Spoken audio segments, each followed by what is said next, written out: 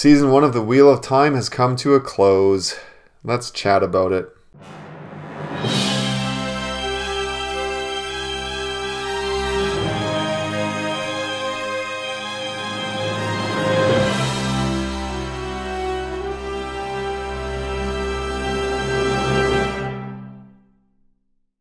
Welcome to my next installment in my reviews of the Wheel of Time on Prime. I'm going to do a rundown here. It's going to span basically the whole season, but try to focus a little bit on 7 and 8 because I've done videos for the other episodes. Yeah, let's just dive in. I've got a lot to say. Challenged by the season and the show. So I think one of the things that I wanted to start with is just the idea of the hero's journey. The hero's journey is, you know, the standard sort of story structure that you find often in fantasy stories. And a good example of it is sort of the classic hero's journey that we see in Star Wars. You know, Luke's a farmer, little farm boy. He gets offered this chance to become a Jedi like his father. He turns it down because he has responsibilities. His aunt and uncle get killed. He has nothing holding him back. He goes, blah, blah, blah, has all these trials. All this stuff happens, it becomes the hero, and, you know, yada, yada, yada. We know that story so well, and that's like the classic hero's journey story. And, you know, fantasy stories tend to follow this model, and The Eye of the World is kind of no exception to that. It actually has been criticized, you know, for sticking too closely to that, and, you know, in some ways being too much of an analog to Tolkien's work. And I know that people have said that, you know, if the story hadn't been written further, if Jordan had just left it at The Eye of the World, it probably would have been, you know, written off as a ripoff of Tolkien's work and just sort of rehashed. I mean, let's be honest, most stories are just rehashing the same stuff in new and different ways. I know, like for me and a lot of readers, we feel that the Wheel of Time doesn't really become its own thing until sort of like book, you know, 3, 4, and I agree with that. Book 4 is my favorite book. Anyways, the show, I felt, sort of did a disservice to itself because it kind of moved the needle too far afield from what is in the content of The Eye of the World. And, you know, you've got this book series in the Wheel of Time that sold over 90 million copies, and you have such a rich established fandom. There's not really a need to stray or venture too far, in my opinion, from what's there to have a successful, loved TV show. I think there's a risk because if you lose your base fandom, we're all the ones that are telling people to watch this show. My parents watch the show because I told them to watch it, and they love me. So they want me to, you know, they want to have something to chat with me about, so they watched the show, even though they didn't like it. They were really put off by it, and they didn't like the storylines and the relationships and things. Some of the stuff that I'm going to talk about was some of the stuff that really bothered them. You know, my wife watched the show because of me. She's now reading the books, and my daughter's reading the books because of me. So you've got this base of, like, I kind of feel like I represent that. I'm a person in that fandom who loves the books and the characters so much and the world of the Wheel of Time so much, and this show challenged us. And I want you all to know, anybody who's watching this who, you know, feels let down and disappointed in the TV show, I feel the same way. And I have my struggles with what the show did and how they chose to do the writing. I really do think that the writing was one of the biggest parts that was a challenge, and I think it's really this idea of the hero's journey that kind of got missed, and it's partly because of an ensemble cast. It's partly because I think this is sort of meant to be like Moraine's story, but you've got all these other characters you're trying to also tell stories for. Just as a point of clarity, the TV show is meant to be Moraine's story. The book focuses more on Rand as the main protagonist, just clarifying. And what happens is you get this push and pull of storylines that ends up making the season feel sort of void of richness, which is really unfortunate because the Wheel of Time world is very rich. The characters that are written are very rich and they're very nuanced. And so it's a struggle for me. I'm not at a point where I'm ready to sort of boycott this show, and I know there's a lot of fandom that have a lot of people that I've talked to, you know, have said that they're not going to watch season 2, that they jumped ship. See a lot of comments on social media that are like to that effect. And that's a risk. I just feel like that's a risk that Amazon needs to be careful and think about. I know they're trying to like capture a new audience, but there's new audience who are like fans of TV shows that are not going to watch it because they didn't enjoy the first season, and it's because of those things that I've said. So I think there's validity to that criticism. And I think, you know, this is sort of falls into that. I believe that the show, the season 1, has too many promises and not enough payoffs. So in writing, there's, you know, there's the hero's journey, like I said, but a big part of writing too is like when you're writing a story, you're promising stuff to your audience. You're promising certain things, you know, like if you look at The Hobbit, you've got, you know, this message like, we need you, Hobbit, to go steal the Arkenstone from a dragon inside of a mountain.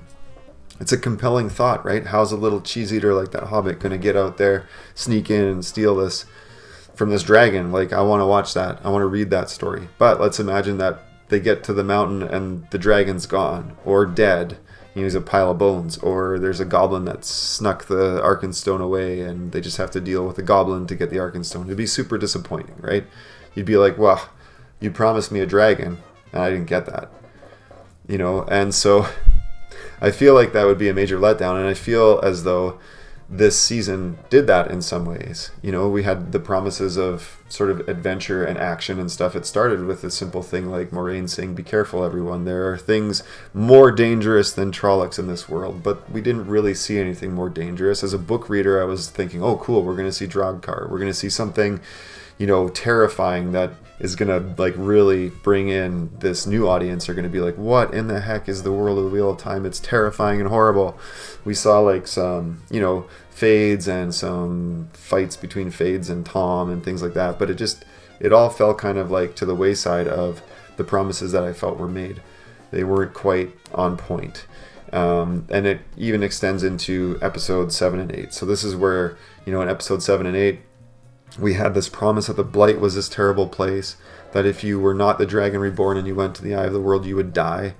And, I mean, even when they go into the Blight, you know, Moraine, we see this person stuck in a tree. Moraine's like, don't touch it. You know, it's bad. This place will kill you. And then later on, we see Rand, like, sleeping in the moss, and he just gets a little dirty. And then there's one sort of jump scare where a tree branch falls. But, like, nothing happens in the Blight. And even, like, Lan, you know, he travels through the Blight to get to Moraine at the end, and nothing happens. And it's just this very, like, bad things? No, not really. Just kidding. You know, it's not that bad. And then the Eye of the World. If you're not the Dragon Reborn and you're there, you're going to die. Moraine didn't die. You know, the only thing that happened was she got, you know, stilled. But I think she probably just got shielded. We'll see more about that, I'm sure. But it's just, you can't just make these, you know, promises and then just let them fall flat. And it just did that over and over and over again for me. It even did it in relationship to the last battle. So the last battle, there's a lot of build up to it, and you're thinking, oh, this is going to be epic and cool. It just wasn't, you know, like the Trollocs trying to climb the wall, and then all the lightning and destruction of the Trolloc army. It just felt sort of counterclimactic. And I think maybe for me, I was really hoping to see Rand really come into his own more than just like resisting the temptation that the Dark One threw at him. I was really hoping for, you know, the Tarwin's Gap stuff that we saw in The Eye of the World, the book. And I feel like they tried to give a really important role to the ladies, and it just didn't really work for me. I mean, there's aspects of that too where it's like the training.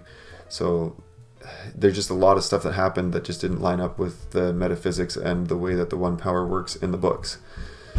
So I think like that's just those deviations from stuff is hard. And then in sort of continuity with those problems, we see that in the relationships. So for me, I had a bit of a problem with the way that, you know, love equaled sex in this season. So, you know, Rand and Egwene are in love with each other, so they must sleep together, you know. Nynaeve and Lan fall in love with each other, they got to sleep together this season, you know. Moraine and Siwan have a very close relationship. We just have to make them have a sexual encounter, you know. And it's just like, I just struggled with that, and I felt like those things could have been handled so much better. And I think that the biggest struggle with that is probably, in my opinion, it's due to writing, but it's also due to screen time. And if the season was 12 episodes, 10 or 12 episodes, we maybe would have gotten more of that. But it's not just the romantic relationships that struggled because of those, you know, the lack of time and the lack of ability and that sort of push and pull that I talked about, where you've got this whole chunk in the middle that's dedicated to Moraine and her love relationship with Siwan. And that was at the expense of these other threads that they had started to build in the front end, you know, between Nynaeve and Lan. And then we had Lan with his you know, freaking out at the funeral. And it would have been really cool to see something where they could have easily done, you know, built that relationship between Lan and Nynaeve through this season till it culminated with them, you know, being intimate towards the end of the season. And you would have had just more impact and would have made more sense, and it would have felt less cheap. I'm sorry, it felt cheap to me. But like, for example, Nynaeve gave the sleepy time tea to Stepan, and then, you know, she saw Lan distressed and like mourning for the loss of this guy. It would have been really interesting to have that thread not just completely dropped, but instead have Nynaeve, you know, try to come and, you know, console Lan and be like, oh, I'm really sorry about your friend. This is terrible, and I feel terrible because I gave him the tea. And, you know, maybe Lan's like, it doesn't matter, it's okay. Or he's like, no, it's not that big of a deal. I was mourning for the warders, and I take my role as a warder very seriously. I'm committed to my role there, and so this was my job. And so we could see sort of this, we could explain, I guess, sort of the stone-faced Lan that we know, you know, that he's kind of that stoicism. Maybe we could have gotten that through just a simple dialogue like that, and then have some interactions with them that build that relationship. It just could have really worked. But instead it got completely dropped. You know, Perrin and the Wolves, not really a romantic relationship, but a relationship was kind of dropped, right? And it'll probably pay it off maybe in the next episodes, but it's hard to see that stuff just kind of disappear and evaporate in season 1 for me. I struggled with that. You know, Matt and Pat Unfane, we didn't really get a culmination or a fulfillment of that because of, I think maybe because Barney left, but also I just think it was dropped like many other things. The Rand, Egwene, and Perrin love triangle was really strange. You know, Nynaeve Egwene and Perrin, and the White Cloaks and the Tinkers was completely dropped. Nobody said anything about the Tinkers after they were brought to the White Tower. Egwene and Perrin, I don't know, maybe forgot about the Tinkers or forgot that something bad happened. They don't care, maybe. I guess they just don't care. But why? Like, these things were just dropped, and all you needed to do was add some more dialogue in there or give more time. And again, like, if the season was a bit longer, they could have had more time for these components maybe. Anyways, it's just those things are all struggling. I'm struggling with a lot of that because the writing and the character nuances and the relationships in the books are just so rich, right? So it's hard to see this stuff kind of falling flat. I think that a thing that occurred through the process of the creation of this, you know, COVID, location struggles, being able to film fight scenes and stuff, I think all that stuff really pressured this production. And so my example I always think of is episode 1. We had this incredible fight in the Two Rivers, really well choreographed, really interesting fight scene, beautiful costuming with the Trollocs and all that stuff, really worked well. Not a big fan of the channeling, but the way they handled that, but in general, a really cool scene, right? Really neat stuff going on. Even, I guess, like the fight in the trees was a little not as good for me with Loghain's army, but cool stuff. I think the last battle was intended to be similar, but they couldn't get people on location, so it just didn't happen, right? Because COVID just didn't allow for it, which really sucks. I kind of wonder, like, what would I have felt about this season had we gotten that stuff. I maybe would have a completely different opinion about it. It's possible. I feel for the team, I feel for the crew, I feel for the writers, and for everybody at what they maybe lost, and that would just be terribly frustrating. So I think that it's unfortunate that we've kind of gotten this, and maybe the version that they intended on doing would have solved some of these problems. Probably, I'm hopeful that season 2 will bring some of these threads together, and I maybe will look at season 1 and 2 as a whole, like one season, and all this stuff will kind of start to fall into place. That's my hope. We'll see. Time will tell. But yeah, I think that was probably COVID, and losing Barney was probably just extremely difficult. You know, they had to, you can see on the special features, they couldn't film the blight in the location they wanted, so they had to build a blight on the fly. It was crazy. You know, like, what are we going to do? Oh, well, let's do this and film it like this, you know. So in some sense, it's kind of remarkable that they were able to do all that. In another sense, you could do all that. Why couldn't you get the storytelling a little bit tighter? That's just my opinion, right? So anyways, positive vibes. There's definitely positive things that came out of this season and out of this show. I've made friends all over the world. Like, it's crazy. I've got friends in Ireland. I've got friends in the UK. I've got friends in the States. I've made a lot of really interesting connections with people that I'm very grateful for. You know, a lot of supporters of my artwork. Thank you so much, everybody. You know, Matt at the Dusty Wheel, like, he's had me on the Dusty Wheel a few times. It's just really special for me. Really, really cool. It's been really awesome to have, like, the actors commenting on my work and, you know, members of the show. That is, like, tremendous and cool. So there's a lot of, like, really, really amazing things that this show has done in that respect. I'm really grateful for the friends that I've made through this process of doing artwork for 2 years and then, you know, talking about the show with them and stuff. The show has created an avenue for me to really have meaningful conversations with my parents about the Wheel of Time.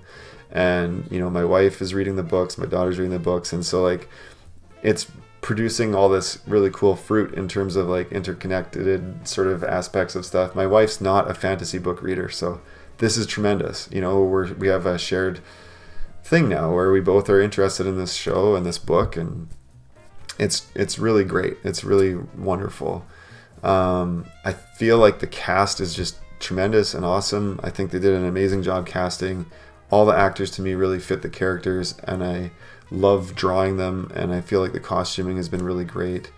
So all that stuff is just beautiful for me. You know, Yosha Stradowski is just an awesome Randall Thor. I love Zoe. I love Daniel. Like, all these actors playing their characters. Marcus, even though I feel like he got really the short stick on, like, his role through the first season. I just love that guy. I think he's a great Perrin. Some of the locations are really cool. Tarvalon and Dragonmount is the one that sticks out to me the most. Just a really cool location. The music is fantastic. Lauren Balfe knocked out of the park. I love El Nito. You know, it's my favorite track, or however you say it, El Nito, whatever. I don't speak the old tongue. The title sequence is beautiful. The music's great. Yeah, I don't know. Just for all my complaining, this show has done amazing things for my life. And I think it's done amazing things in certain aspects of the community, bringing people in. And if it serves to create more readers and get more people reading the book and more book sales, that's beautiful. It's awesome. I'm behind that 100%. I do really hope, though, season 2 has got to be better. I just hope it's better. I hope maybe they've gotten, you know, some things have come to a bit of ease in terms of COVID, and some of those struggles will be a little less prevalent.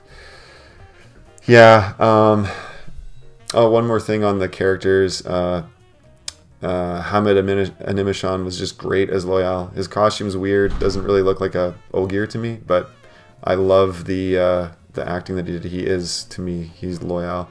He's just great. Yeah. Anyways, I hope that my hope is that the show, you know, that it precipitates a new flowering of collective experience across all of fandom. You know, that we get, you know, in spite of all its flaws and struggles and the weird adaptation that it is, where it's just kind of like moved too far afield, you know, and they're risking losing that core audience. I just hope they kind of rein it back in a bit so that it just will work a bit better. Because I just feel like us super fans, you know, us uber nerds are telling people to watch and read this thing. If you lose that audience, it's just not great. Anyways, they know more than I do about marketing shows, but it just seems to me that it's not great. And just give it more time, Amazon. Like 10 episodes would be great. 12 episodes would be amazing. I feel like season 2 is not going to get that.